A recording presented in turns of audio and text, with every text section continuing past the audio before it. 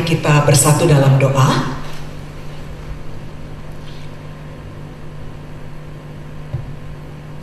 Sebagaimana lagu yang kami nyatakan ya Tuhan,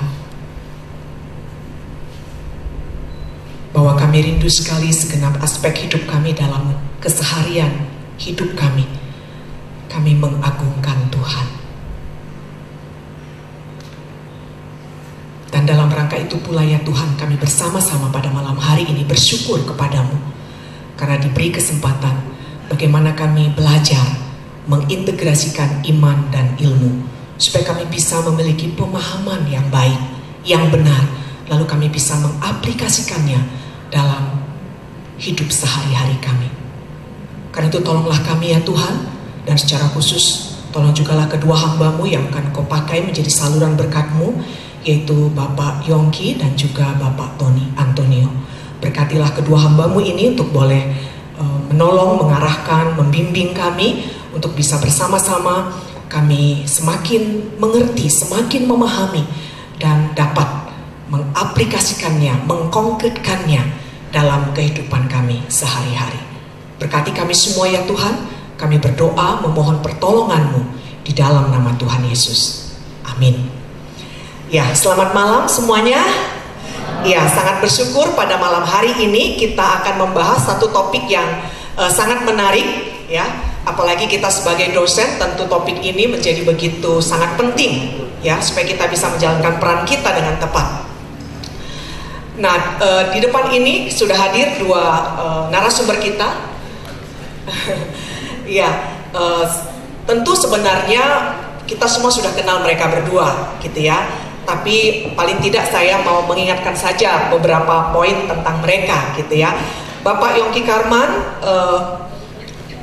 dari Saat Malang lulus BTH, lalu dari Sekolah Tinggi Filsafat Trikarya Jakarta mendapatkan gelar doktorandesnya, lalu dari USA yaitu Calvin Theological Seminary yaitu THM-nya, lalu dari Belgia PhD-nya.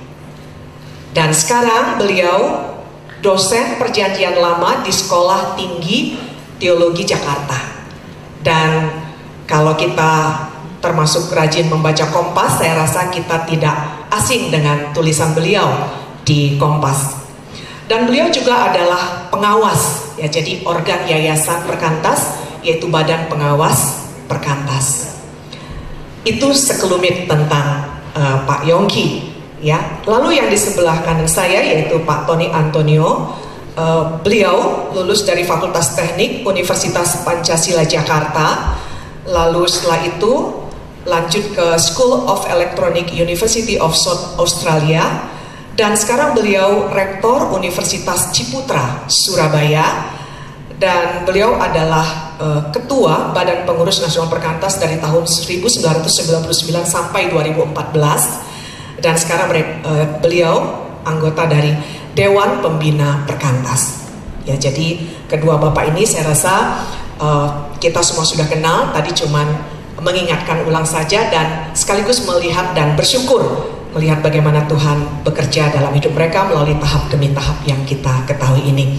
Nah, saya rasa untuk menyingkat waktu langsung saja saya persilakan Pak Yongki nanti yang pertama, lalu setelah itu Pak Tony Antonio.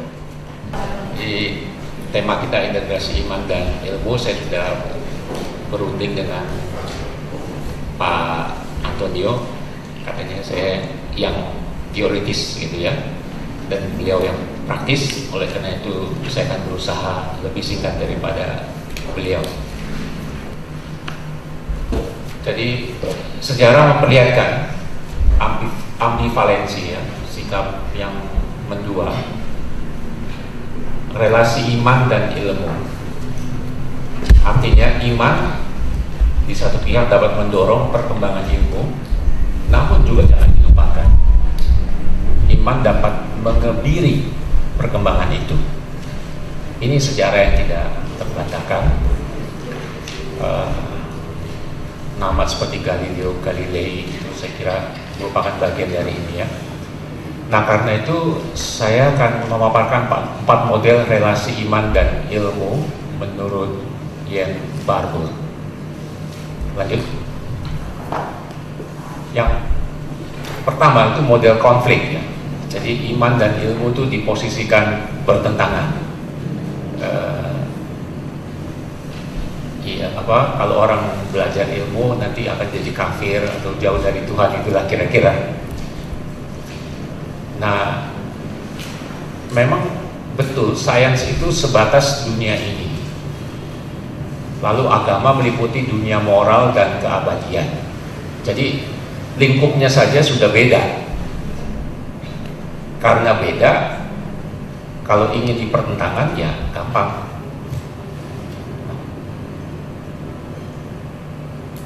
Apalagi ada ilmuwan yang menganggap iman itu menghambat kemajuan sains. Jadi kita sudah sering dengar bagaimana orang yang sangat pintar gitu malah terus jadi ateis misalnya gitu kan ya. Lanjut. Itu model yang pertama ya, konflik. Yang kedua model independensi. Iman dan ilmu tidak diposisikan bertentangan, namun tidak saling memengaruhi, artinya jalan sendiri-sendiri. Kenapa? Karena keduanya memang penting untuk hidup. Jadi sains tadi mengurus hal-hal untuk hidup di dunia sini, lalu agama untuk kehidupan di dunia yang akan datang. Lalu sains berkembang di sini dalam model hubungan ini untuk menjelaskan realitas dunia. Selain itu juga sains berkembang untuk memperbaiki taraf dan meningkatkan kualitas hidup manusia. Jadi dengan model independensi, sains dan iman tidak saling menyapa, tidak bertentangan tapi tidak saling menyapa. Lanjut. Ya, agama memang pada dasarnya menjawab pertanyaan fundamental di luar jangkauan sains kan. Siapa itu manusia, dari mana asalnya, apa arti tujuan hidupnya. Ini kan tidak mungkin dijawab oleh sains. Ya, sains sudah menjelaskan komposisi tubuh manusia sekitar 70-80% terdiri dari air misalnya ya. Tapi apa arti tujuan hidupnya itu di luar sains. Juga bagaimana menjalani hidup agar bahagia juga di luar sains ya. Yang bisa mengajari bagaimana hidup sehat, menurunkan kolesterol, oke. Tapi apakah orang yang kolesterolnya tinggi berarti tidak bahagia? Itu kan dua lain. Kalau kemana perginya setelah mati? Apakah dasar moralitas? Siapa Allah? Dapatkah manusia mengenalnya seperti apa relasi Allah dengan dunia? Itu semua dijawab oleh agama. Lanjut. Yang ketiga, model dialog. Nah, di sini sudah mulai ada saling menyapa. Metodologi dalam agama dan sains dibandingkan untuk dilihat kemiripan dan perbedaannya serta dicari analoginya. Kemudian melalui sains, orang mencoba menelusuri jejak keberadaan Allah. Saya kira orang seperti Dewi Lestari ya, kan novelnya itu termasuk science fiction atau apa gitu. Dia bicara tentang apalah gitu kan, moralitas dan yang ilahi, tapi dalam bahasa sains ya. Barangkali itu salah satu hasil dari agama dan sains berdialog. Sejarah ilmu pengetahuan modern memperlihatkan hubungan erat antara iman dan ilmu. Ini saya harus tekankan khususnya di Barat. Ya, memang monoteisme pada satu saat mendorong perkembangan sains modern. Tapi jangan lupa agama Kristen pada abad pertengahan dan waktu tertentu menghambat perkembangan sains. Ya, dan jadi kembali ke sikap ambivalen relasi hubungan iman dan ilmu. Nah, model integrasi. Iman dan ilmu saling memengaruhi, bukan cuma berdialog, tapi saling memengaruhi. Sains dan teknologi sudah berkembang agak jauh, bahkan melampaui dunia kasat mata. Dari dunia maha kecil, fisika atom, sampai dunia maha luas, fisika molar, dari atom sampai alam semesta. Orang tidak cuma bicara fisika saja atau astronomi saja, tapi sekarang bicara astrofisika. Orang tidak bicara fisika saja, bicara fisika kuantum, tidak bicara saraf lagi, tapi sudah neuroscience, ya, rekayasa genetika, kecerdasan buatan, dan seterusnya. Nah, sains dan teknologi akhir-akhir ini menunjukkan keterbukaannya terhadap kebenaran-kebenaran filosofis dan agama. Kalau ada orang dari lingkungan sains yang ateis, itu lebih karena memang nggak mau percaya agama. Jadi karena orang cenderung mau percaya apa yang dia percaya, jadi kalau memang dia dasarnya nggak mau percaya Tuhan, ya apa-apa saja dia akan buktikan untuk mendukung yang dipercayanya. Baliknya, kalau orang pada dasarnya percaya Tuhan, maka dia belajar apa-apapun dia akan kaitkan itu, ya, dengan. Nah, perkembangan sains yang seperti ini memunculkan tantangan tersendiri terhadap agama untuk tidak mempertahankan formulasi teologis lamanya.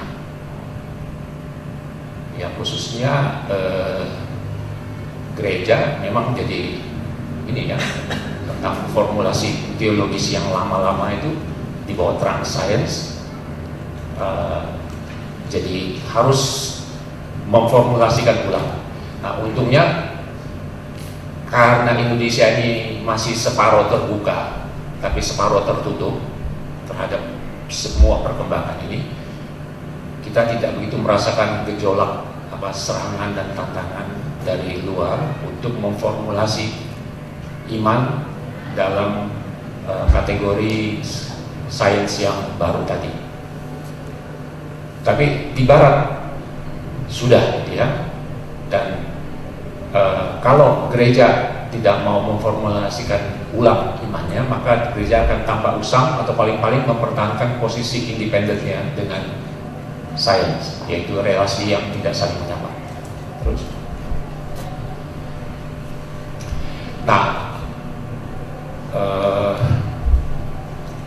jadi tujuan dari reformulasi teologis dalam terang perkembangan sains itu agar kaum terdidik bisa lebih baik mengenal Tuhan, alam semesta, dan hakikat diri serta relasi di antara ketiganya. Agar orang bisa tetap beriman kepada Tuhan dengan baik meskipun dia S3 dalam astrofisika gitu, ya. Dia sangat pandai. Nah, ini tantangan tersendiri. Sehingga integrasi iman dan ilmu sesungguhnya sebuah proyek ambisius, harus melibatkan ilmuwan non teologi dan teologi. Terus, dan saya tidak begitu tertarik dengan proyek ambisius. Saya lebih tertarik dengan proyek yang lebih realistis, yaitu menjadi dosen Kristen yang meng-Indonesia. Di sini ada integrasi dalam tahu dan lakunya si dosen. Jadi seorang terdidik, ya, itu artinya memiliki kapasitas belajar sepanjang hayat.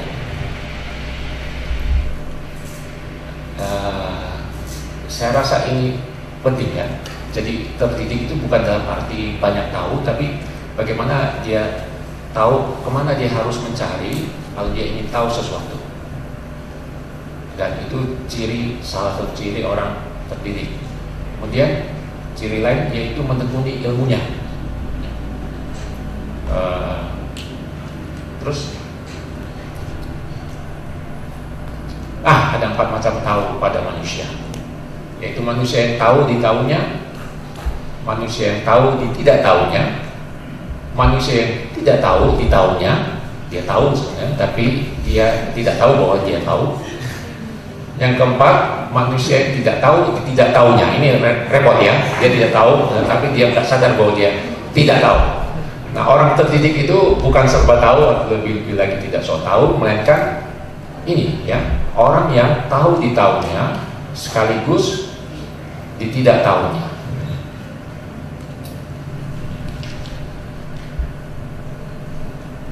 Ya, lanjut. Dan keimanan, dosen, kalau tadi dalam segi pengetahuan dan keimanan, dosen memiliki cara pandang Kristiani. Cara pandang Kristiani adalah iman dalam bentuk kepercayaan teoritis sebagai kompleks keyakinan nilai dan sikap. Artinya tiap bidang kehidupan dan pengetahuan dilihat dalam terang hikmat Allah, sehingga bisa dikatakan semua kebenaran adalah kebenaran Allah. Terus, nah, cara pandang Kristiani merupakan sebuah kerangka yang mengintegrasikan semua tahu dan laku kita, sehingga membentuk suatu kebutuhan hidup. Cara pandang Kristiani tidak berarti Alkitab memiliki jawaban ilmiah. Juga tidak berarti Alkitab menawarkan prinsip-prinsip fundamental untuk tiap disiplin ilmu. Karena Alkitab bukan buku teks ilmu pengetahuan. Dia buku agama. Lalu Alkitab banyak sekali memakai bahasa metafora. Sains harus pakai bahasa yang lebih pasti, ya. Jadi ada bahasa ilmu pengetahuan.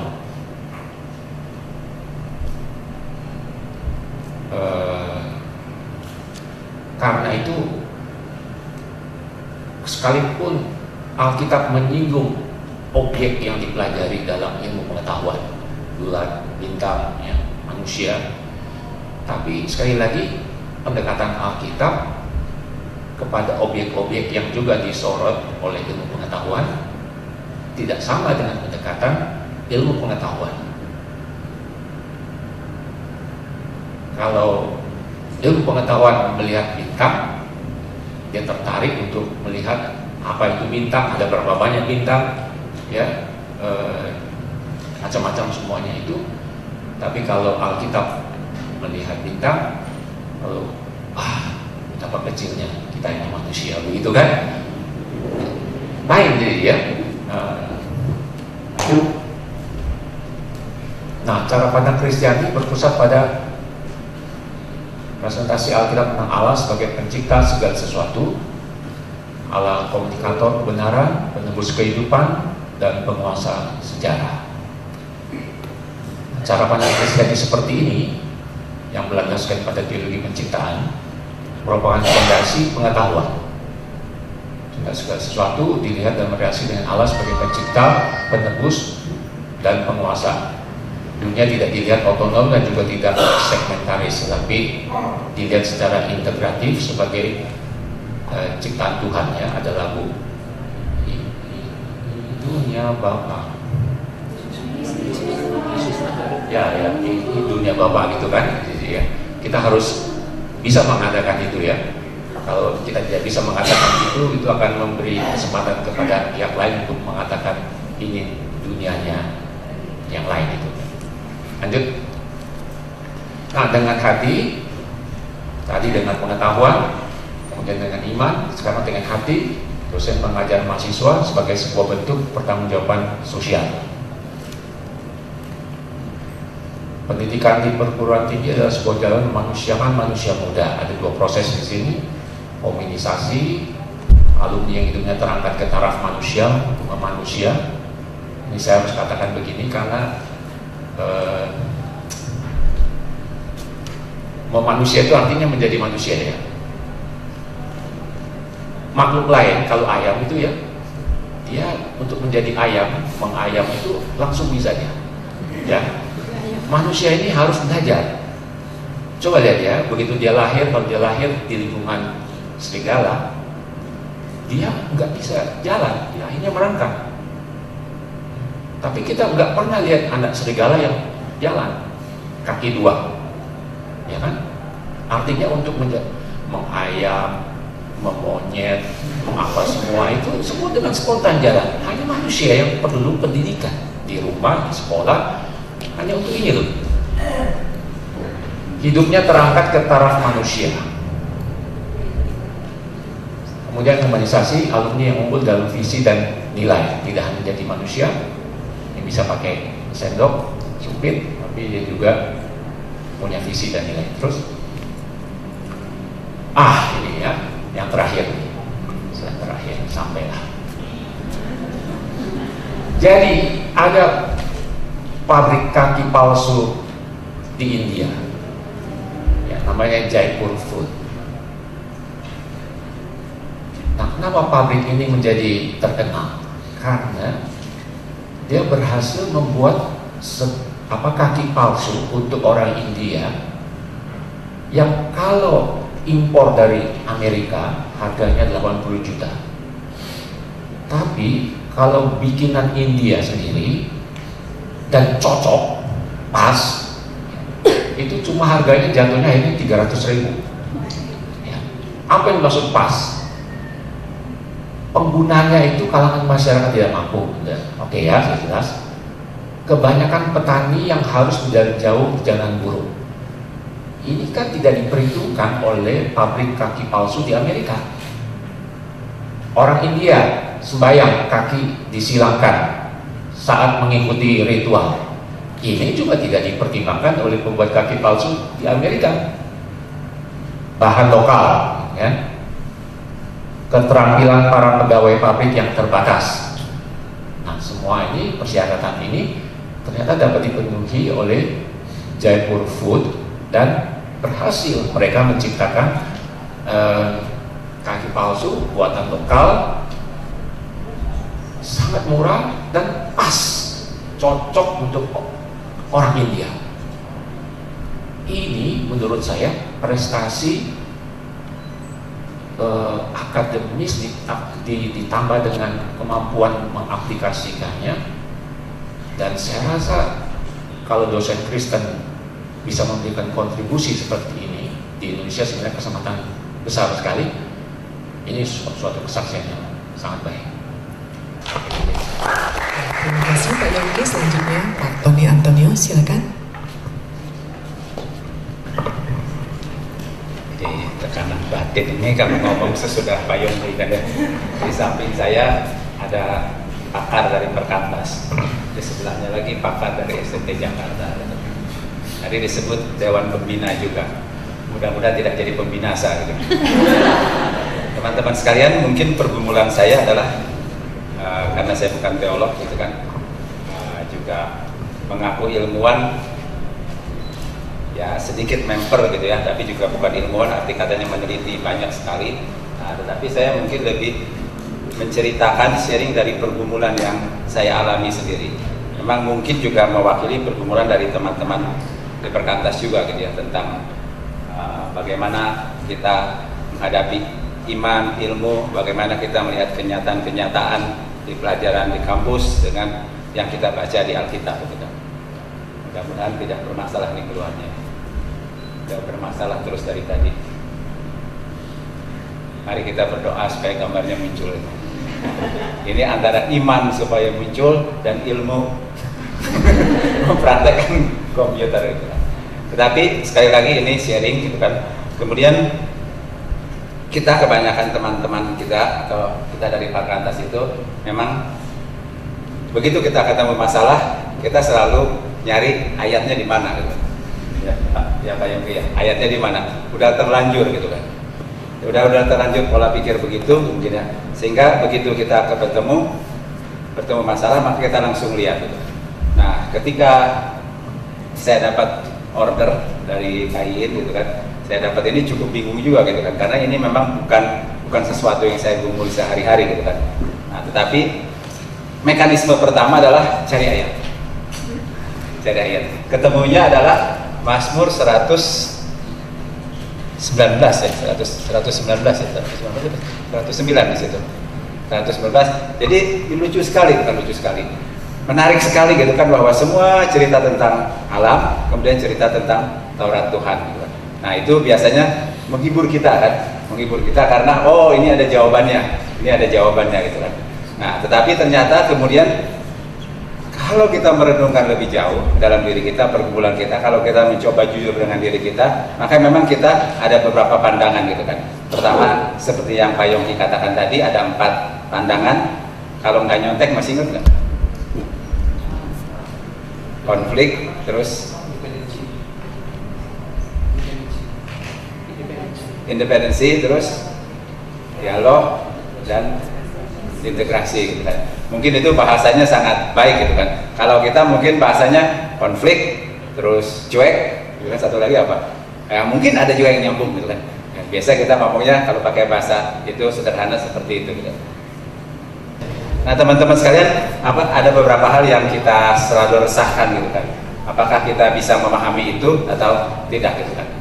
Nah pergumulan-pergumulan kita memang selalu seperti itu, antara konflik dan tidak. Nah saya ambil contoh ini adalah dari dialog-dialog mahasiswa, terutama di kampus itu kan. Ada yang sangat apa sih?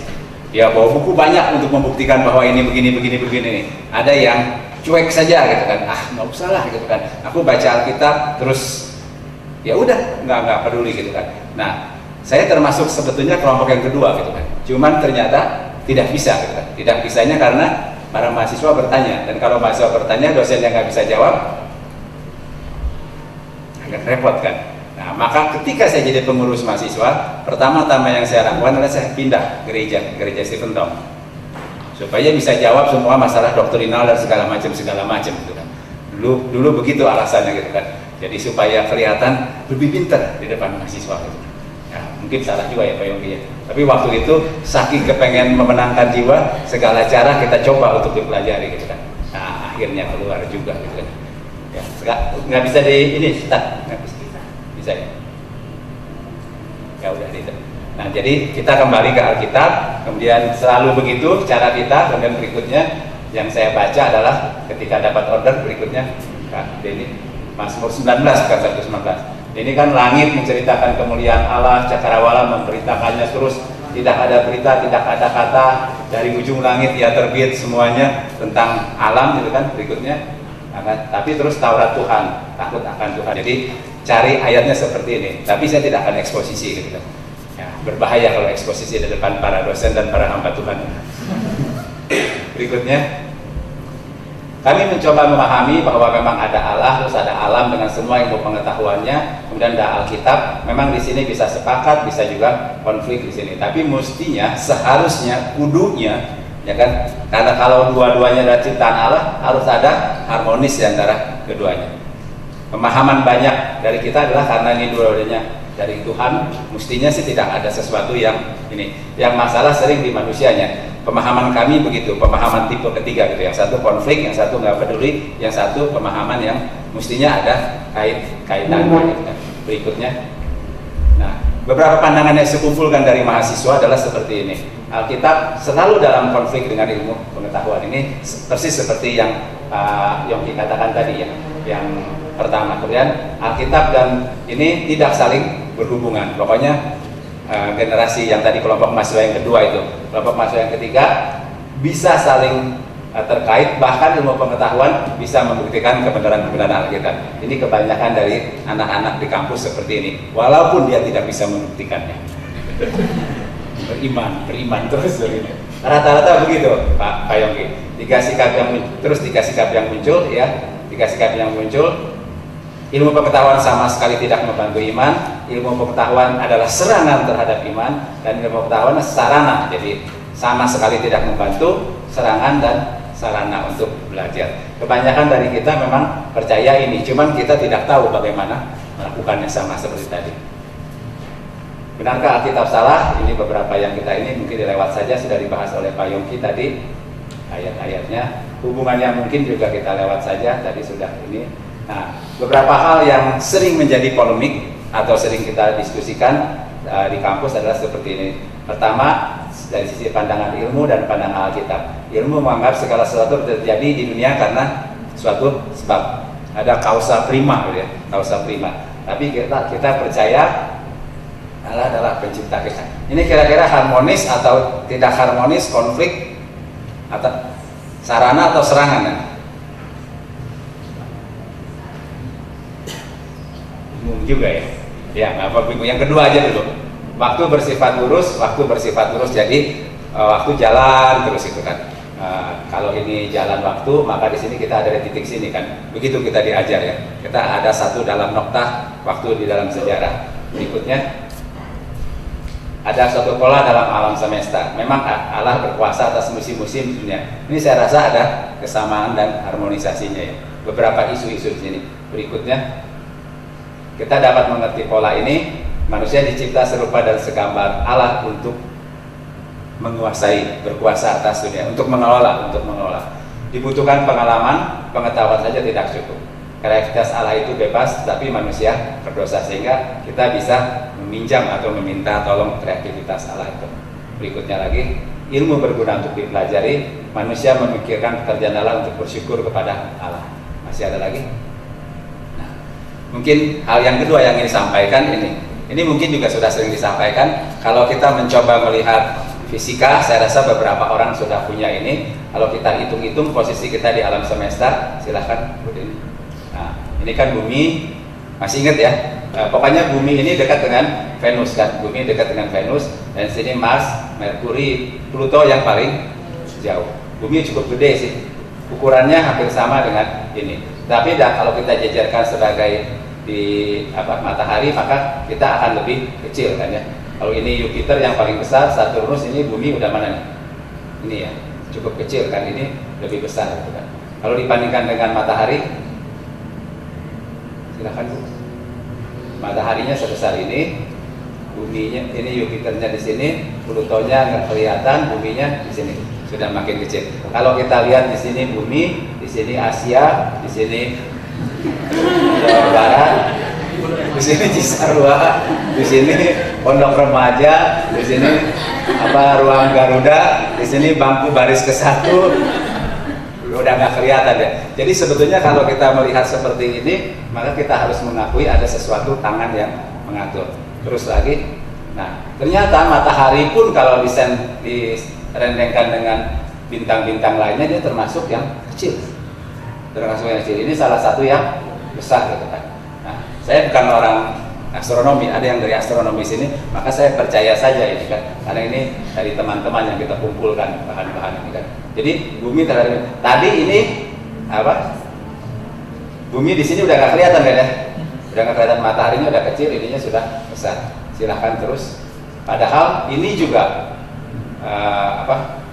bumi sudah terlihat, ini juga masih bisa direndengkan lagi dengan yang lainnya. Berikutnya.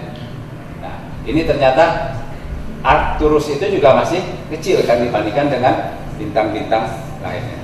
Jadi kalau ini tadi matahari di mana ya? Sini ini. Tuh, ada tulisan Sun. ada tulisan Sun, terus ada buminya lebih kecil lagi. Jadi saya pikir ketika kita diperhadapkan kepada ini seperti tadi Mazmur 19, maka kita merasa bahwa kita kecil terhadap penciptaan. Atau sebetulnya kalau bicara seperti ini, alam yang besar atau penciptanya yang lebih besar? Pastilah kita ngomong penciptanya ya. Nah teman-teman sekalian, karena itu saya ketika saya melihat bahannya Pak Yongki, mungkin saya tidak akan masuk ke dalam pergumulan antara integrasi iman dan ilmu, tapi bagaimana kita sungguh-sungguh mencoba supaya kita bisa keluar dari sekedar perdebatan itu, kita coba mengisi implementasi pergumulan iman ilmu kita bagaimana. Saya akan masuk ke satu hal yang saya kemarin janjikan itu, yaitu tentang panggilan. Saya mencoba pernah saya bawakan satu kali di Makassar waktu pembinaan pengurus Perkantas Makassar. Saya mencoba menggambarkan panggilan kita sebagai versi 1.0, versi 2.0, dan versi 3.0, seperti Microsoft ataupun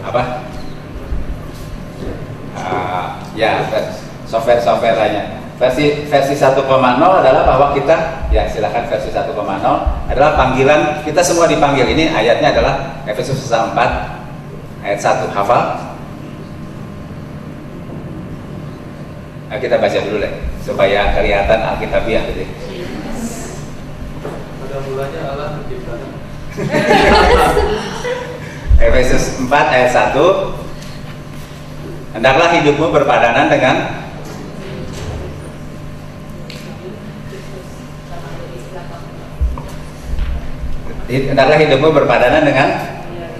panggilan ya. Hidupmu berpadanan dengan panggilan yang kemana engkau telah kupanggil, seperti itu kira-kira. Kalau kita kembalikan ini satu ke atas lagi, satu kali lagi. The calling with which you have been called, panggilan yang engkau telah, ya, di mana engkau telah dipanggil, gitu kan. Ini kan. Nah, jadi sebetulnya di sini kalau kita eksposisikan memang ada panggilan dan kita sudah kira-kira Tuhan sudah tahu atau kita tahu bahwa Tuhan memanggil ke situ. Nah, dari sini saya mencoba memahami panggilan kita itu sebetulnya kira-kira apa saja. Biasanya kalau kita jadi orang Kristen, asal kita sudah hidup baik, saat teduh, ibadah, gitu kan. Nah, kita sudah merasa aman dan tidak usah melakukan apa-apa lagi. Silahkan Bu Dini, panggilan 1, sering sekali lagi.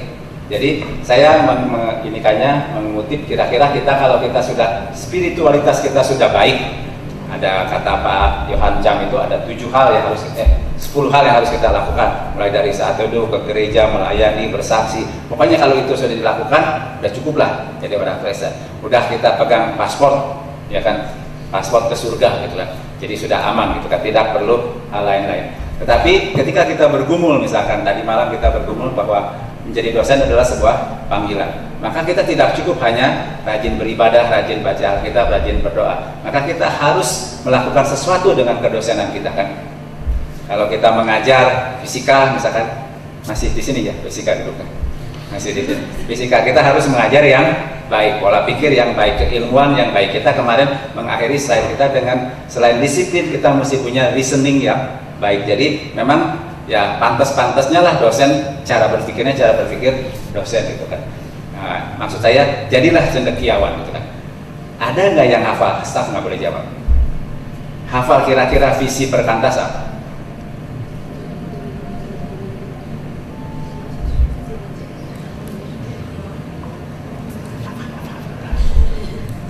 Ada beberapa versi, tapi yang awal-awal dari pemikiran adalah mempunyai pola pikir dan pola laku yang Kristen. Tapi ada juga yang menuliskan sebagai membentuk cendekiawan Kristen seutuhnya. Cendekiawan Kristen seutuhnya adalah Christian scholar, kan. Jadi bukan hanya Kristen, tapi cendekiawan Kristen. Nah, saya pikir ketika kita menjadi dosen, kita makin mengukuhkan bahwa itu salah satu panggilan yang tidak mudah, saya rasa. Undangan dari Tuhan. Kita kemarin mengakhiri dengan bahwa ini bukan hanya tugas, ini bukan hanya panggilan, tapi ini sebuah undangan untuk kita menjadi cendekiawan Kristen yang baik. Nah, saya pikir kalau sudah menjadi cendekiawan Kristen yang baik, apa yang membedakan fisikawan Kristen dan fisikawan non-Kristen? Ilmunya pasti sama. Ketika kita menemukan hal-hal baru, pergumulan-pergumulan etis, pergumulan-pergumulan integrasi iman dan ilmu, bagaimana? Nah, itu mungkin di situ kita ditantang lebih jauh. Nah, hal yang kedua adalah seperti itu. Jadi kalau jadi Kristen berikutnya. Ya, nah, jadi bagaimana kita bisa berperan di antara Christian community at large, community lebih luas lagi, kita bisa berperan sebagai cendekiawan Kristen itu. Nah, saya mau bersaksi sedikit, tapi bukan berarti narsis, gitu ya. Nah, saya pikir saya punya satu keunikan di kampus itu, yaitu entrepreneurship. Dengan entrepreneurship saya mencoba masuk ke beberapa hal yang saya nggak bisa masuk, gitu kan. Misalkan ke Tebu Ireng, ke Darul Ulum, gitu kan, ke Fatayat NU, cerita, gitu kan, bikin persahabatan yang banyak, walaupun tidak ngomong ini kan. Kami mengadakan pelatihan kepada para TKI misalkan.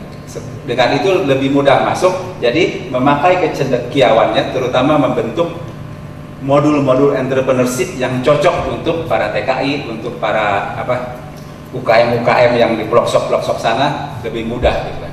Nah, itu salah satu saya pikir, karena kalau saya tidak salah hitung kemarin saya harus sebut bahwa jumlah mahasiswa kita ada sekitar 5,4 juta sekian, dan setiap tahun lulus sekitar 1 juta, dan dengan pertumbuhan ekonomi yang kita cukup baik pun hanya akan tersedia peluang kerja 400 sampai 500 ribu.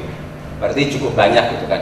Di daerah-daerah itu kemarin dapat undangan dari pemerintah Kabupaten Banyuwangi untuk melatih para TKI cukup banyak, 5.000 orang lebih yang pulang dari luar negeri, ya kan, kembali supaya tidak balik lagi, mereka minta dilatih, gitu kan. Dan itu baru di Banyuwangi, seluruhnya lebih banyak lagi. Teman-teman dari Fatayat itu teriak-teriak, gitu, karena gubernur tidak pernah cerita tentang kesulitan-kesulitan seperti itu. Maka kita sebagai cendekiawan terpanggil untuk berbuat sesuatu, mengintegrasikan keilmuan kita dengan keimanan kita dalam satu bentuk yang lebih konkret, kira-kira seperti itu. Nah, setiap pada prinsipnya adalah melalui kompetensi dan integritas dalam karir. Jadi kompetensi kita yang kita kembangkan. Jadi integrasi dalam hal kompetensi dan bagaimana kita mengimplementasikan kompetensi kita. Yang ketiga adalah yang lebih jauh. Yang lebih jauh lagi, berikutnya lagi adalah versi yang kecepatan. Versi yang ketiga ini mungkin kalau kita jadi sarjana fisika atau kita jadi doktor fisika, melakukan beberapa hal tentang fisika, menjawab beberapa kesulitan-kesulitan yang timbul, karena memang biasanya fisika yang terjadi konflik dengan iman itu kan. Kalau matematika jarang saya rasa, tapi yang paling sering adalah fisika. Bagaimana konflik itu? Mungkin kita itu sudah masuk pada versi yang kedua. Tetapi saya pikir kita mesti masuk kepada panggilan versi yang ketiga, yaitu panggilan pada versi ketiga. Kita sudah meninggalkan atau sudah tidak lagi mempermasalahkan yang basic-basic seperti saat teduh ke gereja, baca Alkitab segala. Kita juga sudah mulai menata dan sudah mulai akrab, stabil dengan kecendekiawan kita dalam keilmuan kita, mencoba menerapkannya dengan lebih baik gitu kan. Maka kita masuk ke dalam sesuatu yang lebih visioner. Apa yang akan kita lakukan dengan keilmuan kita itu? Memikirkan sesuatu hal yang baru, memikirkan inovasi-inovasi baru dengan keimanan. Tadi yang dikatakan Pak Yongki tentang kaki palsu itu salah satu hal yang bisa dilakukan. Ada juga yang itu mata, Pak. Mata. Jadi di India itu banyak sekali orang-orang berilmu yang saking kepengen melayani masyarakat, misalkan. Jadi mereka melakukan operasi katarak cepat sekali, karena India itu orangnya sangat banyak. Kalau menurut standar barat pasti tidak akan terlayani. Jadi mereka cepat dan murah, bahkan banyak hal gratis gitu kan, operasi mata. Ternyata di suatu daerah India, saya lupa negara bagiannya apa gitu kan, banyak sekali orang yang sakit mata. Sama seperti di Bangka, banyak orang yang sakit gigi kan, karena banyak timah. Jadi ada beberapa daerah seperti itu. Jadi memang kita dipanggil dengan keilmuan kita menciptakan inovasi-inovasi baru untuk menolong itu. Daripada kita berdebat terus-terusan gitu kan, lebih baik kita mengintegrasikan ilmu kita itu ke dalam suatu yang lebih visioner gitu kan, yang lebih visioner. Bukan hanya hal yang tadi entrepreneur itu salah satu contoh, tetapi hal-hal yang lebih ini lagi ya. Misalkan bagaimana keilmuan fisika kita, keilmuan teknik industri kita bisa menciptakan alat yang kecil bisa dibawa kemana-mana untuk mendapatkan air bersih misalkan. Itu mungkin lebih bermanfaat gitu kan. Jadi saya pikir hal seperti juga dalam bidang-bidang sosial. Begitu saya ngobrol sama Bang Tobu kan, saya baru tahu begitu banyak permasalahan hutan gitu kan. Baru namanya saya hutan, hantu, dan Tuhan kita sudah bingung. Ya kan? Ternyata banyak sekali permasalahan seperti itu. Jadi saya pikir justru kita dipanggil dosen itu bukan hanya tadi, boleh balik 2 kali Bu, sekali lagi, bukan hanya menjadi profesional, menjadi scholar, menjadi Kristen saja tidak cukup, tapi kita menjadi scholar yang profesional. Ini panggilan yang kedua. Maka panggilan yang ketiga berikutnya, kita menjadi visioner dan misioner. Visioner bukan arti kata pergi ke sana saja, tapi keilmuan kita betul-betul pakai gitu. Dan saya pikir beberapa sarjana-sarjana pertanian Bogor sudah banyak pergi ke Indonesia Timur untuk membantu desa-desa di sana, orang-orang Kristen sana, untuk menciptakan ladang yang lebih tahan, ladang-ladang perkebunan yang lebih tahan. Nah saya pikir ini lebih konkret dalam pengintegrasian itu. Jadi bagaimana kita mempunyai panggilan versi 1,0, 2,0 dan 3,0, bukan hanya basic spirituality, bukan hanya kompetensi kita, tapi something visioner dan misioner. Saya pikir itu yang saya bisa sharingkan tentang perkumpulan saya. Masih ada lagi nggak? Nggak ada ya? Ya udah habis tadi. Jadi terima kasih.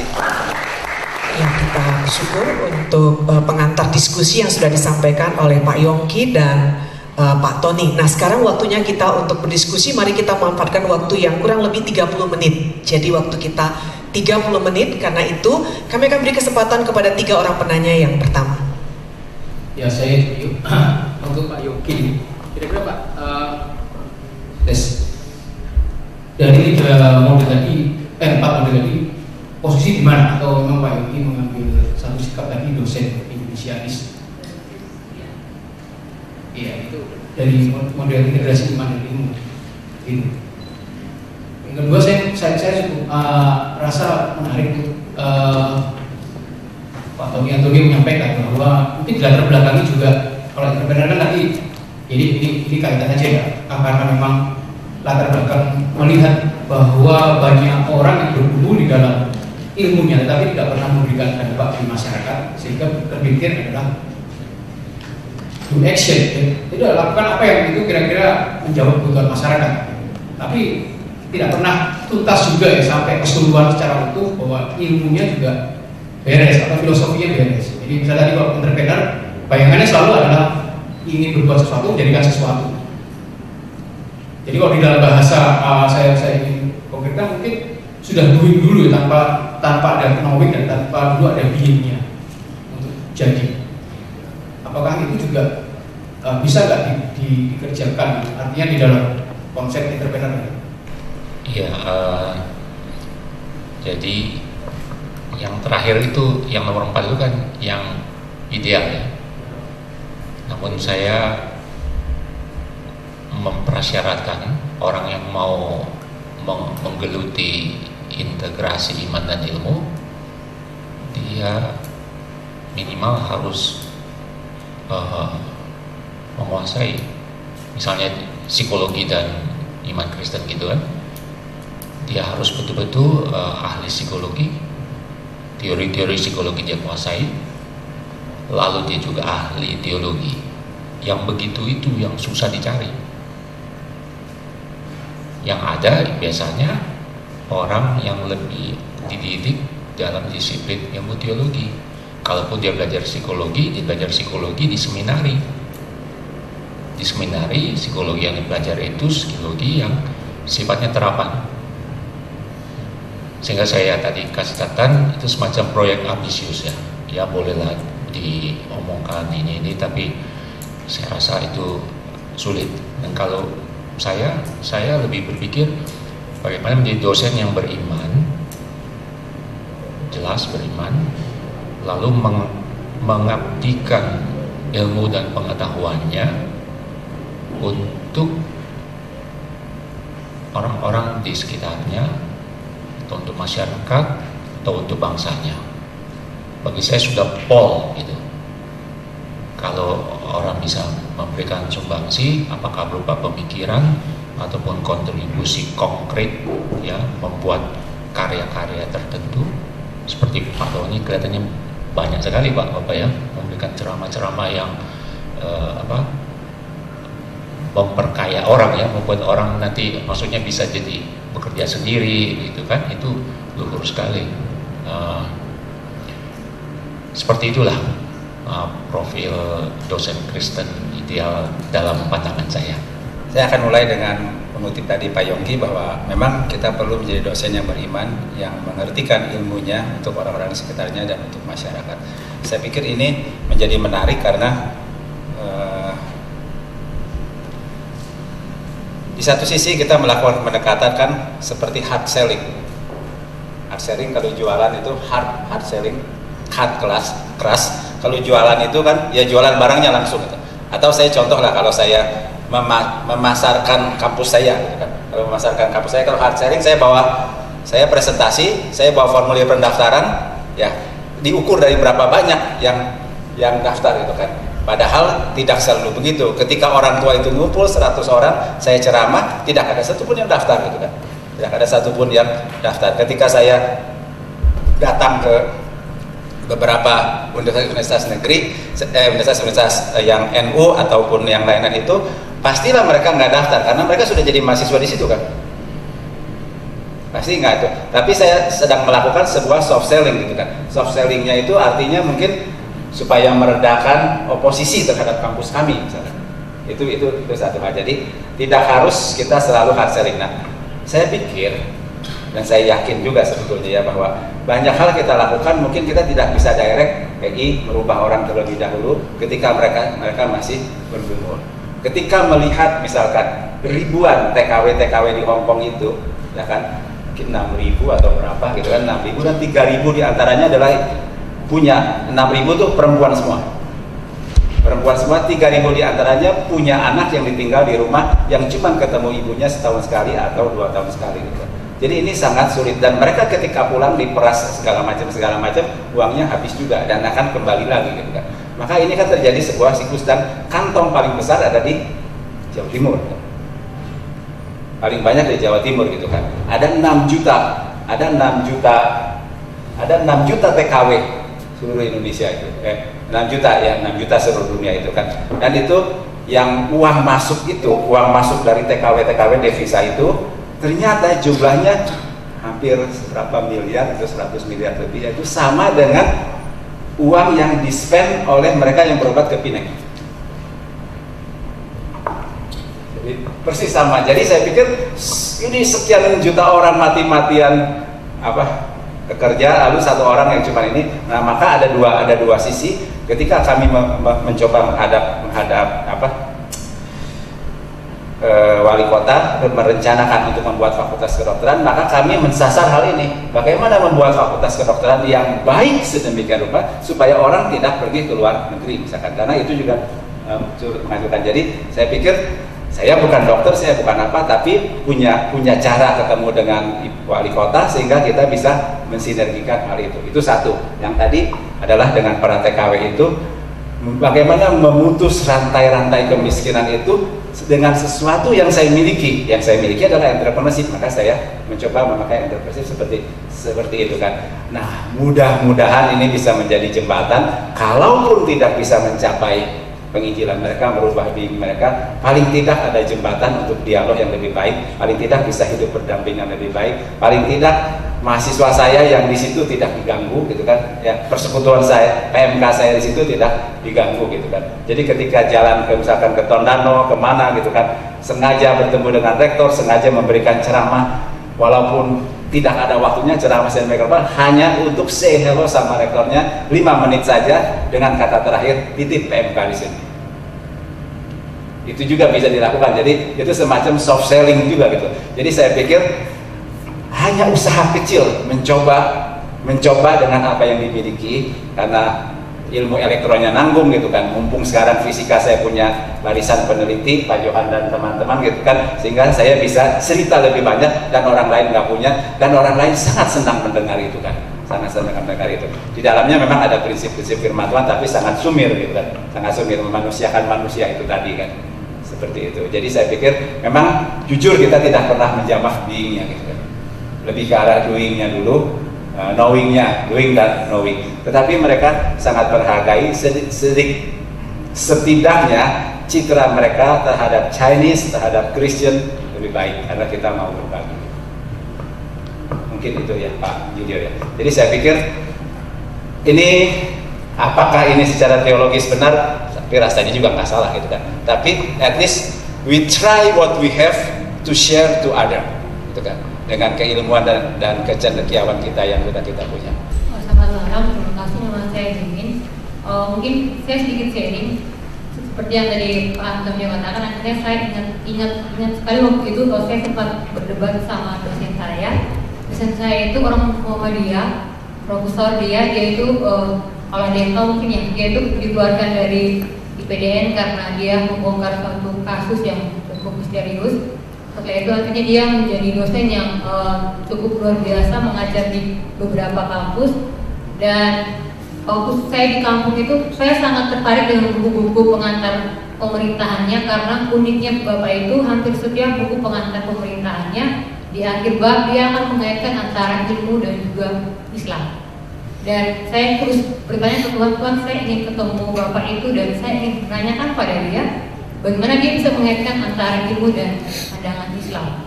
Dan bersyukur ketika saya S2 di Undip Magister Politik, saya ketemu dengan dosen ini. Dia mengajar mata kuliah etika pemerintahan. Namun sepanjang dia mengajar mata kuliah itu, dia tidak pernah berbicara tentang bagaimana etika sebagai seorang politikus yang benar. Dia berbicara tentang bagaimana etika Islam. Dia mencuci otak kami dalam kelas untuk berpikir bahwa Islam adalah ajaran yang paling benar. Nabi Muhammad itu yang harus disembah. Dan mahasiswa itu, karena mahasiswa di kelas saya itu ternyata hampir semua ateis, bukan aku tapi memang mereka Islam tapi mereka lagi sedang mencari Tuhan. Dan peran beliau sangat besar ketika dia mencuci otak kami di kelas itu dengan berbagai pandangan filsafat, dengan berbagai pandangan ilmu. Bahkan beberapa ayat Alkitab pun dia bisa kaitkan dengan pandangan Islam. Dan dia mengatakan bahwa Nabi Isa pun menyembah yang tanda petik Allah. Saya cukup waktu itu bagian ini membuat saya kembali berpikir bahwa saya cukup merasa tidak nyaman. Dan saya bilang, Tuhan, saya takut nanti ya sebagai manusia saya takut nanti nilai saya menjadi C. Karena sepanjang dia mengajar anak-anak yang beragama Kristen itu tidak pernah mendapat nilai A, paling tinggi B. Saya ingat sekali waktu di kelas itu akhirnya saya sempat share sama teman saya di Facebook, saya info dia, tolong doakan saya karena saya ingin mengatakan sesuatu yang bagi saya lagi bertentangan antara iman saya dan juga pengetahuan di kelas yang sedang disampaikan pada dosen saya ini. Dia mengatakan seperti ini, dia mengatakan bahwa Tuhan yang orang Kristen itu kasta tidak adil. Dan pemahaman itu cukup mencuci otak-otak teman-teman di kelasnya dan mereka mengatakan bahwa iya memang betul Allah itu kasta tidak adil. Kalau dia adil, sebenarnya dia tidak boleh menyerahkan dirinya karena dia yang bersalah.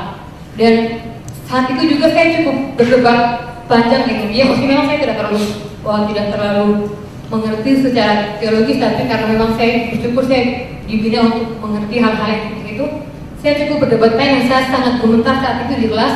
Yang saya bilang, Tuhan tolong kuatkan saya.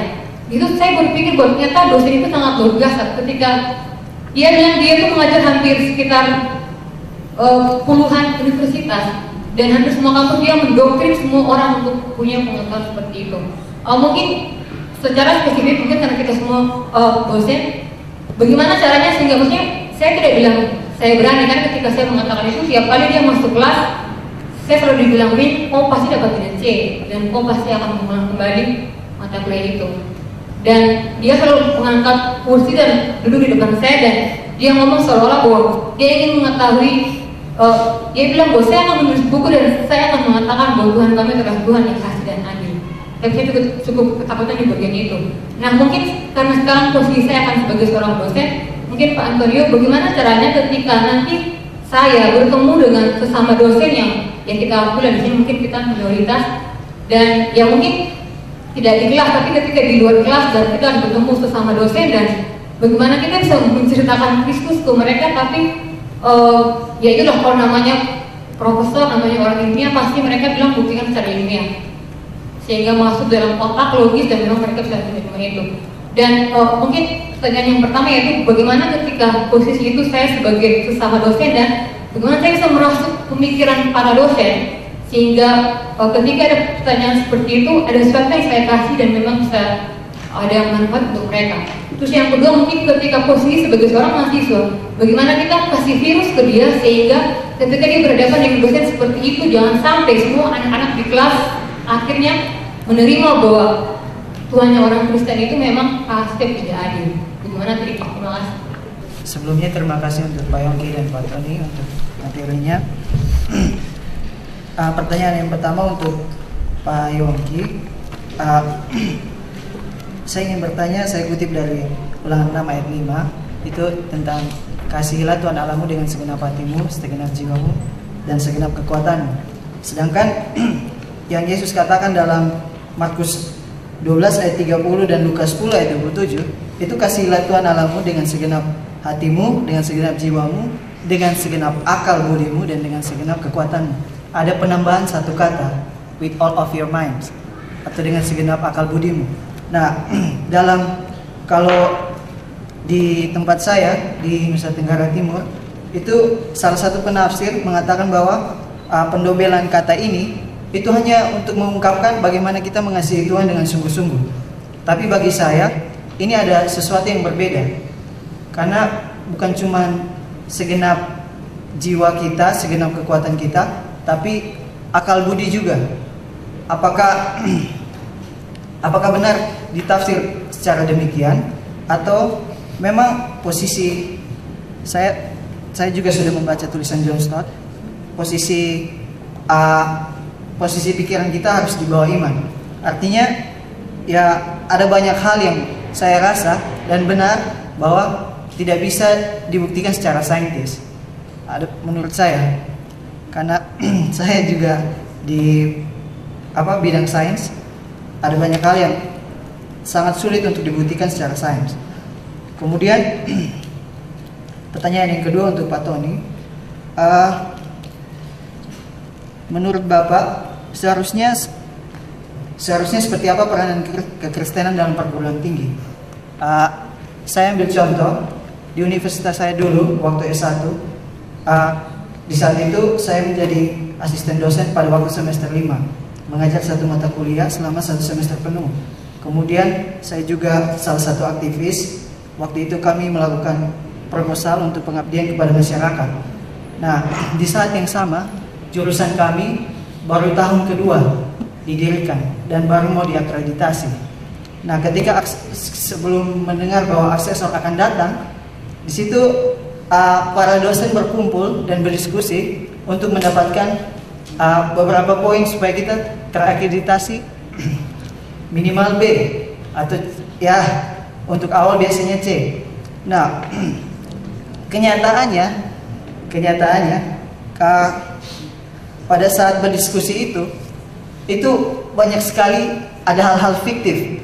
Padahal kalau mau dibilang NTT itu Kristen dan bahkan yang berdiskusi itu semuanya Kristen gitu. Waktu ditanya kepada saya berapa program yang sudah kami lakukan untuk pengabdian masyarakat, waktu itu cuma 2. Mereka bilang tidak ada lagi kah? Sepertinya kayak hanya untuk mengejar nilai begitu. Nah, menurut Bapak seharusnya peranan seperti apa kekristenan dalam perguruan tinggi? Karena berbeda sekali dengan universitas yang berlabel Kristen. Toh kebanyakan mereka hanya terakreditasi C, kayak gitu. Apakah kita bisa menilai bahwa terakreditasi C itu, walaupun mereka jujur karena mungkin jatuh bangun, apakah itu lebih baik atau karena terakreditasi C kita menilai bahwa sistem pendidikan mereka buruk? Maksudnya bagaimana tanggapan Bapak? Itu saja. Pertanyaannya untuk kedua pembicara, saat berbicara tentang integrasi teologi dan sains, iman dan sains, seharusnya kan bukannya seorang ilmuwan yang akhirnya dia adalah seorang ilmuwan Kristen, dia adalah ilmuwan yang Kristen, dia mengenal kebenaran yang sejati dalam firman Tuhan. Seharusnya kan orang-orang seperti inilah orang-orang yang punya kacamata yang paling jelas untuk mengerti kebenaran dan untuk menginterpretasikannya, untuk menerjemahkannya, untuk melakukan dalam hidupnya. Nah, pertanyaan saya adalah di Indonesia ini kan banyak universitas dan Kristen ya bilangnya gitu. Dan saya nggak tahu apakah di universitas Kristen itu apakah dosen-dosennya juga semuanya Kristen atau tidak gitu. Tapi pertanyaannya adalah kenapa di Indonesia ini walaupun ada universitas Kristen tapi tidak kayaknya sama aja gitu. Akhirnya kita melihat banyak isu-isu yang kurang baik gitu. Maksudnya kalau kita lihat di Amerika walaupun dulu bisa kayak Harvard atau Princeton gitu, mereka benar-benar jadi yang terbaik di dunia. Mereka benar-benar menjadi akhirnya kualitas pendidikan yang tertinggi karena mereka belajar kebenaran firman Tuhan gitu. Ya, khususnya di Indonesia atau terutama di dunia bagian lain. Kenapa universitas Kristen yang labelnya adalah Kristen, orang-orangnya adalah belajar teologi dan mereka mengerti kebenaran sejati, tapi akhirnya nggak bisa jadi the best itu gitu. Kenapa nggak bisa ada Harvard lagi yang baru di zaman ini gitu? Kalau Harvard mungkin udah terdistorsi oleh zaman, tapi seharusnya kan ada semangat zaman yang baru di zaman ini gitu. Apa masalahnya di Indonesia ini atau di dunia ini nggak ada lagi atau kurang bisa ada universitas yang benar-benar Kristen, benar-benar belajar sains dan terbaik di dunia gitu. Kira-kira apa ya masalah? Terima kasih. Soal mengasihi Allah dengan akal budi, saya tidak akan memakai istilah yang Anda pakai, maka akal budi harus di bawah iman. Apakah akal budi harus melayani iman? Karena saya khawatir kata iman ini kan sangat luas, bisa dimaknai macam-macam. Artinya ada orang yang tidak mengerti dengan baik, orang yang tidak terpelajar tapi punya iman yang sangat tinggi. Apakah karena itu segala pengetahuan harus tunduk kepada pendeta yang sebenarnya nggak banyak ngerti apa-apa gitu, cuma imannya aja yang sangat beriman begitu.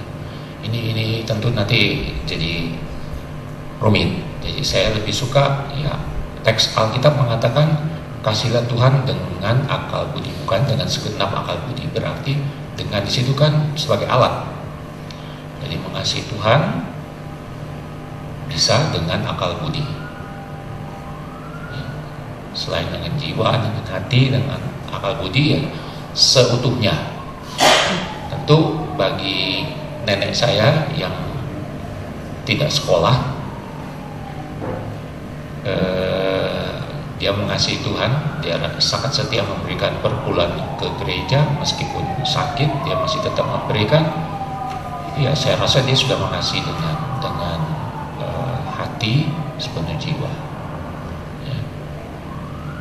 Tapi kalau orang seperti saya yang sudah diberkati Tuhan, kasih kesempatan untuk sekolah sampai S3, kalau saya mengasihi hanya dengan hati, tidak dengan akal budi, itu kan nanti saya akan dianggap tidak bertanggung jawab. Jadi saya harus mengasihi juga dengan akal budi saya. Ya. Saudara Abraham ya, kalau dikatakan universitas yang baik di Amerika itu apa namanya? Dulunya Kristen kan? Jangan lupa asalnya memang Kristen, tapi sesudah itu tidak Kristen lagi. Dengan kata lain universitas itu sekuler. Jadi mereka berkembang sekarang ini justru karena sekuler. Saya tidak bisa menyebut ada universitas Kristen sekarang di Amerika ya, yang menonjol.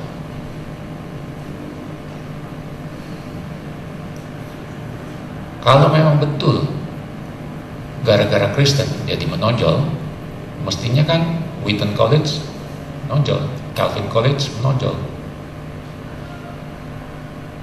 Tapi yang menonjol itu kan Notre Dame, Yale, mana lagi, Pennsylvania mungkin, universitas negeri. Dan saya kira nggak usah juga kita persoalkan lebih ini, tapi jelas sekularisasi di Amerika sangat hebat dan itu mereka punya persoalan sendiri ya. Jadi maksud saya nggak perlulah kita meratapi atau kenapa nggak ada universitas Kristen di Indonesia yang menonjol. Saya kira nggak ada sangkut pautnya. Apalagi kalau dikatakan tadi kebenaran sejati, well itu kebenaran dalam ilmu sama kebenaran sejati Yesus adalah kebenaran. Maksudnya apa gitu kan? Apakah dengan kita mengenal Yesus yang sang kebenaran itu berarti tiba-tiba kita jadi pandai matematik, tiba-tiba kita jadi pandai fisika? Kan tidak sesederhana itu. Jadi ada wilayahnya sendiri. Dan kalau dikatakan semua kebenaran Allah, maksudnya ya Allah lah sang kebenaran. Kebenaran-kebenaran di dunia ilmu itu merupakan percikan dari sang kebenaran itu sendiri. Diharapkan tentunya manusia dengan berkenalan, bersentuhan dengan percikan kebenaran, dia bisa sampai kepada sang kebenaran itu. Tentu diharapkan begitu, tapi nyatanya ada banyak orang yang berurusan dengan kebenaran-kebenaran yang fisik itu toh nggak bisa nyampe kepada Tuhan, karena ternyata untuk nyampe kepada Tuhan resepnya sederhana saja. Amsal mengatakan takut akan Tuhan adalah permulaan pengetahuan. Jadi pangkalnya memang iman ada itu. Ya, terima kasih. Pertama Mimin deh. Mimin ini dari kota mana ya? NTT. Saya pikir memang menghadapi dosen seperti itu, atau saya tidak akan mengambil posisi seperti dosen itu gitu. Nah, pertama saya tidak akan mempermasalahkan iman dan nilai. Jadi kalau memang dia pinter, ya A gitu kan. Apakah dia Kristen, Buddha, Katolik atau Protestan gitu kan. Apakah dia sudah bertobat atau rajin 1, 2 atau tidak gitu kan. Jadi saya akan menjaga profesionalisme sebagai dosen dan integritas sebagai seorang Kristen gitu kan. Nah, tetapi saya juga akan menyatakan bahwa menjelaskan kepada anak-anak itu saya seorang Kristen. Kalau ada hal-hal yang kira-kira perlu jawaban keimanan, maka saya akan jawabkan menurut saya sebagai seorang Kristen, pandangan saya seperti ini. Jadi saya berusaha, karena pada posisi yang sulit tidak boleh mengkristenkan orang di depan gitu kan, sehingga saya menjaga hal ini dengan baik gitu kan. Nah, ada satu cerita sebetulnya. Jadi ketika kami memulai universitas ini, kami mengundang satu orang misionaris dari Swiss. Dia pandai berbahasa Indonesia dulu di UKI. Ya, jadi pandai berbahasa Indonesia. Mungkin Pak Robert kenal Richard Bachman gitu kan. Nah, Pak Richard itu dari OMF, dia mendalami juga pendidikan, psikologi pendidikan. Jadi kami minta Pak Richard ini untuk melatih para dosen-dosen muda bagaimana mengajar, bagaimana memberikan kuliah. Nah, jadi pada suatu workshop yang dibawakan, beliau mengatakan ada 16 cara mengajar yang harus dikuasai oleh semua dosen. Saya bilang, Pak, 16 banyak kali Pak, di-korting lah sedikit gitu kan, nggak mungkin orang bisa 16 gitu kan. 16. Dia bilang 11 lah kalau mau disederhanakan, 11 juga masih kebanyakan. Tawar lagi sama kita, boleh nggak berapa yang memang benar-benar tidak boleh, tidak harus diketahui. Apakah problem based learning, apakah project based learning, apakah apa gitu. Dia bilang 6. Kemudian saya bercanda lagi, ini di luar saya bercanda, Pak, sebetulnya kalau dari 6 itu dikumpulkan jadi 1 bisa nggak Pak? Gitu kan. Jadi kita pelajari, kita ciptakan atau dia lama terdiam. Kemudian dia jawab, bisa Pak Tony. Karena kami bertetangga, jadi kami sering ngobrol, jadi saya berani bercanda dengan dia. Lalu kita kan pengen tahu, kalau ada satu jurus yang mampu mengalahkan jurus lain, pasti kita mau belajar, kan betul nggak para dosen? Mereka juga sekarang pengen tahu jurusnya apa gitu kan. Terus dia mengatakan mengajar dengan hati. Cara mengajarmu boleh salah, tapi kalau mahasiswamu tahu bahwa kamu punya hati dan peduli terhadap kepentingan mereka, hal lain beres. Wah, jadi udah dibawa ke filosofis ternyata. Dan hal itu juga nampak, saya coba praktekkan gitu. Kalau kita ada mahasiswa yang nggak bisa kita dekati, kita tanya gini-gini, itu lebih membuka diri kami dan diri dia itu untuk berkomunikasi, menceritakan sesuatu. Nah, saya pikir memang mesti satu persatu dilayani, nggak bisa main serang indoktrinasi karena akan langsung mantul gitu kan. Jadi saya pikir cara itu lebih baik, dan cara itu juga sebetulnya tadi Kak Yulio mana ya, nggak ada ya, lagi keluar. Cara itu juga ternyata cukup menarik bagi beberapa orang. Jadi ada beberapa orang yang sengaja mencari persekutuan karena memang melihat beberapa dosen dan melihat pola-pola, misalkan Pak Ciputra, orang Kristen mau berbagi, mau ini, ternyata itu juga merubah cara berpikirnya. Dia mencari PMK gitu untuk pengen kenal, ada juga seperti itu. Dan kemudian kami ajak KKR dan bertobat, walaupun saya nggak umumkan gitu kan, tapi kami senang juga ada orang mahasiswa yang non Kristen, memang M asli gitu kan. Kemudian ini persoalan belakangan adalah bagaimana dia melapor ke orang tuanya kan. Sampai sekarang dia belum bilang sih, tapi udah lulus gitu kan. Udah jadi pengurus persekutuan juga, jadi MC juga. Jadi sudah. Jadi memang mungkin cara-cara halus, apalagi dalam posisi yang sulit seperti saya ini apa? Jadi itu satu untuk Mimin ya. Nah, kalau sebagai mahasiswa bagaimana menghadapi dosen seperti ini? Ini memang lebih sulit, mahasiswa pada posisi yang nggak bisa ngapa-ngapain kan ya, nggak bisa ngapa-ngapain. Saya rasa paling gampang adalah doa Senin Kemis untuk dosen itu. Paling tidak doa itu akan memperkuat kita. Atau memang ini adalah cara terbaik supaya kita rajin ke PMK. Loh iya kan, PMK gunanya untuk itu. Kalau kita tidak bisa membalas serangan, kita bertahan dengan baik lah gitu kan. Tapi kalau ada kesempatan kita bisa dialog, kita nyatakan. Kalau nggak bisa ngomong, paling tidak kita bisa menyatakan bahwa kita memang punya prinsip gitu kan. Nah, mudah-mudahan ini bisa menjawab ya. Nah, kemudian Pinky itu tentang akreditasi ya, akreditasi, integritasnya gitu kan. Memang ini Kalau tidak jujur udah pasti salah lah. Dalam segala hal kalau tidak jujur pasti salah gitu kan. Tetapi kalau kita mempercantik diri tidak salah. Ya dong. Kalau kau ingin menghadap calon mertua, kan nggak bakal pakai sendal jepit yang bolong itu, pakai sepatu yang bagus, kan minyak wangi kiri kanan kan, supaya apa? Aku pakai, kalau saya menghadap saya pakai sepatu yang agak tinggi supaya nggak kelihatan terlalu kecil gitu. Nah maksud saya mempercantik diri boleh artinya membersihkan seluruh kelas itu, debu-debu, kotoran-kotoran, toilet semua dijamin bersih, segala sesuatu gitu kan, dicat baru, itu laboratorium semua alatnya diperbaiki semua, itu memang tidak masalah. Tapi kalau diada-adakan, misalkan perpustakaan bukunya cuman 5.000 gitu kan, kemudian dipinjamlah dari perpustakaan sebelah gitu kan, dari kampus sebelah gitu kan, 5.000 dari kampus B 5.000 dari kampus C 5.000, jadi 20.000, saya rasa itu sudah salah gitu kan. Nah kami juga memahami itu, dan kami juga memahami bahwa kemungkinan terjadi ketidakjujuran itu tinggi, sehingga kita siasati. Tidak mungkin kita mempunyai kampus misalkan library, tidak mungkin kita mempunyai library yang besar ya kan, biayanya tinggi gitu kan, biayanya tinggi sekali. Jadi kita siasati, library kita cuma sebesar ini, tetapi kami bisa mengklaim bahwa library kami kecil, tapi kami mempunyai koleksi buku entrepreneurship terlengkap di Indonesia. Nah, jadi disiasatinya begitu. Jadi memang bukan paling besar, tapi ada juga kelebihannya seperti itu kan. Jadi memang saya pikir kalau kita bisa kreatif dan inovatif, banyak hal bisa disiasati tanpa harus mengorbankan kejujuran.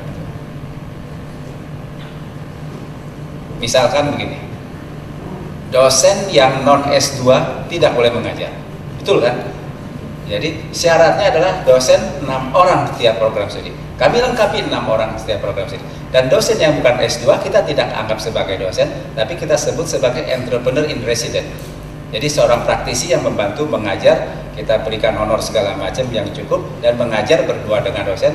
Secara hukum dosen itu yang mengampu kelas, sehingga di mata dikti itu memenuhi syarat. Tetapi dalam pembelajaran ada yang teori, ada yang praktek, sehingga yang praktek ditangani oleh para praktisi itu kan, sehingga jalan dua-duanya.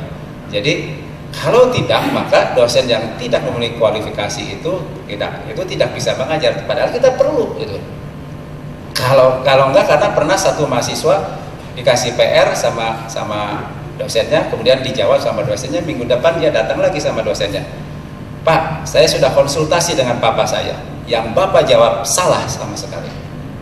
Praktek di lapangan bisnis begini-begini tidak seperti itu. Wah, dosennya juga bingung kan? Ini anaknya pengusaha soalnya, pengusaha yang berhasil. Ini dosennya bingung. Jadi sejak itu kami berpikir bagaimana membantu para dosen. Tidak mungkin juga mengkarbit dosen untuk segera bisa memahami bisnis itu. Tapi kalau tidak ada dosen, kalau bisnismen yang ditaruh di depan kelas, hancur semua. Nah, jadi itu disiasati. Jadi ini tidak boleh mengajar, ini boleh mengajar, ini tidak punya ilmu, ini punya ilmu, kita atur. Jadi saya pikir itulah yang disebut mengelola secara entrepreneurial. Karena entrepreneurial kan bukan hanya jadi pedagang gitu kan. Nah, mungkin sekarang saya jawab yang pertanyaan tadi malam itu ya. Ellen Gibbs dari Austria itu mengatakan bahwa ada 3 macam entrepreneur, ada economic entrepreneur, ada social entrepreneur, ada personal entrepreneur. Yang ekonomik itu terbagi 2, disebut entrepreneur dan disebut intrapreneur, atau sekarang kita kasih nama corporate entrepreneur, di mana orang dilatih untuk mempunyai pemikiran entrepreneur dan tetap bekerja pada perusahaan orang lain. Jadi dia seorang entrepreneur yang berbisnis dengan modal bosnya.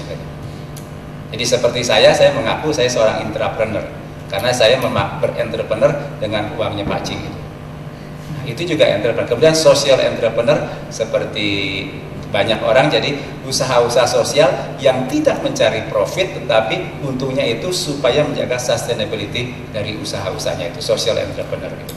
Dan ada personal entrepreneur juga untuk pengembangan diri dan macam-macam.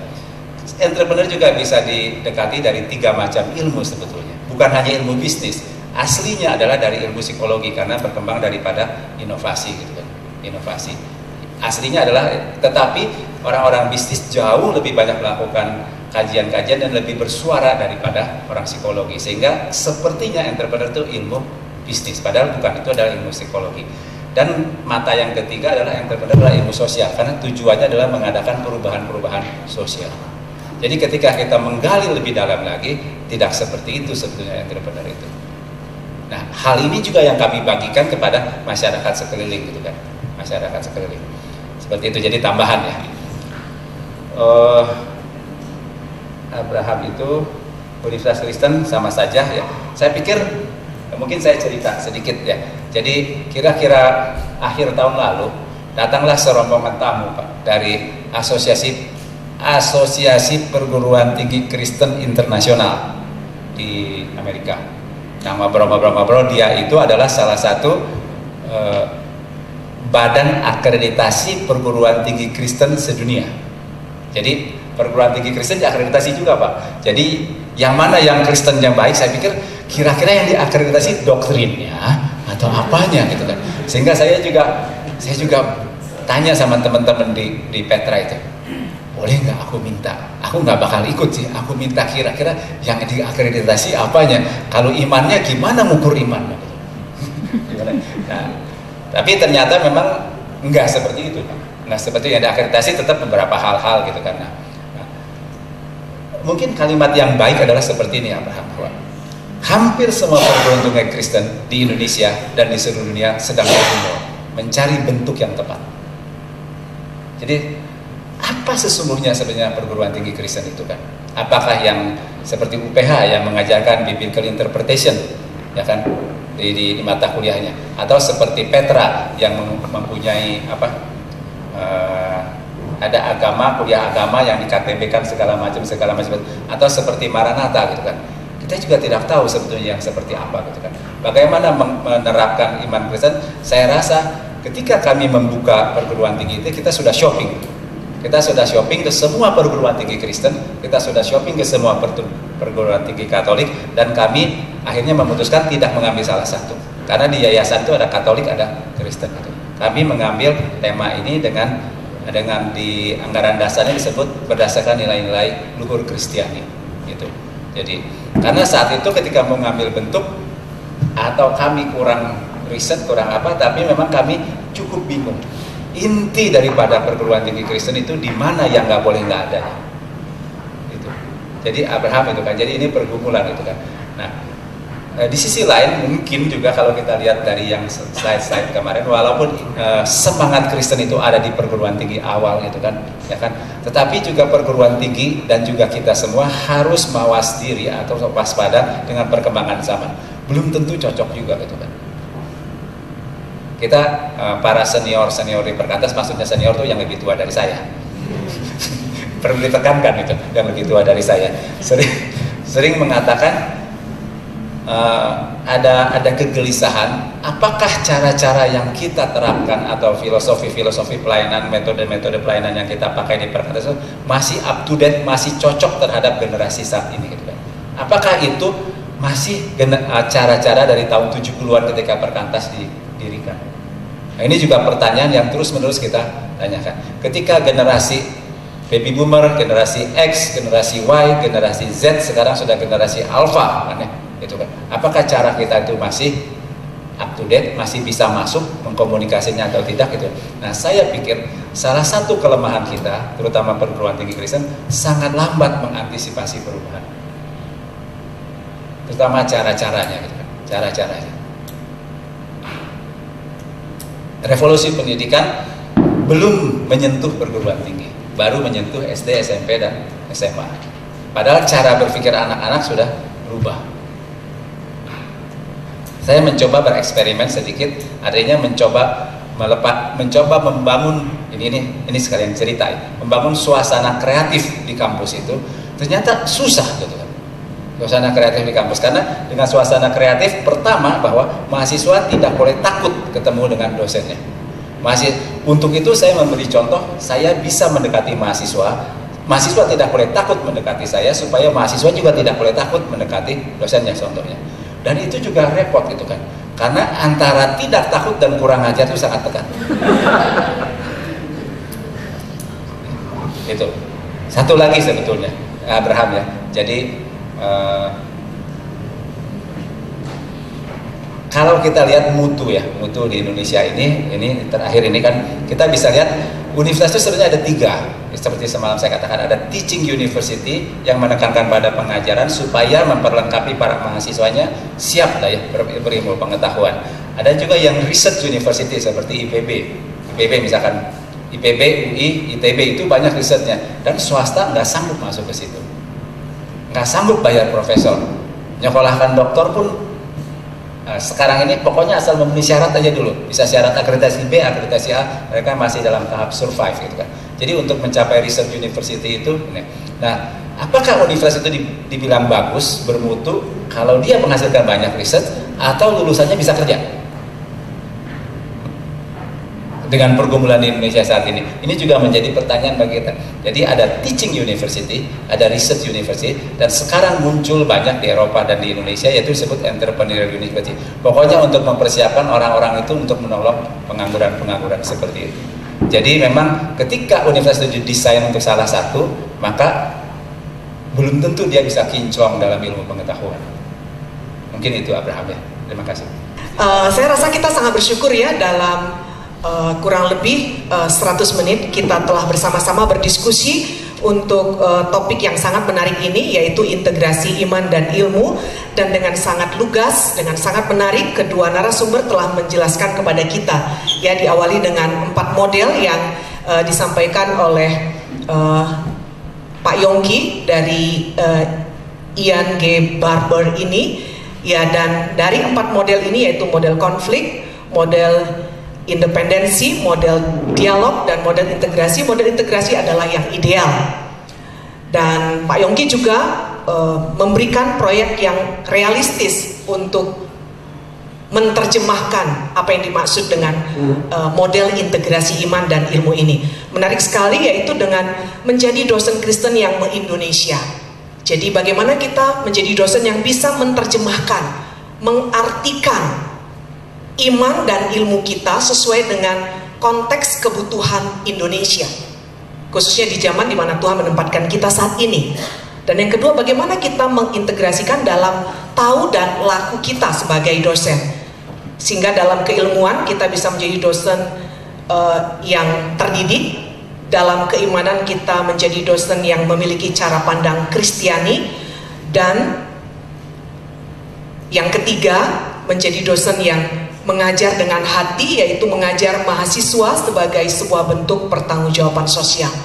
Dan dengan sangat menarik juga, Pak Tony Antonio telah menolong kita dengan memberikan contoh-contoh konkret bagaimana mengkonkretkan dalam kehidupan keseharian di dunia kampus. Ya, apa artinya menjadi dosen Kristen yang Indonesia? Apa artinya menjadi dosen Kristen yang terdidik, yang cara pandang Kristiani dan mengajar dengan hati. Tadi contohnya misalnya saja dalam hal akreditasi yang menjadi isu khususnya saat ini, bagaimana menjaga integritas tetap dipegang gitu ya.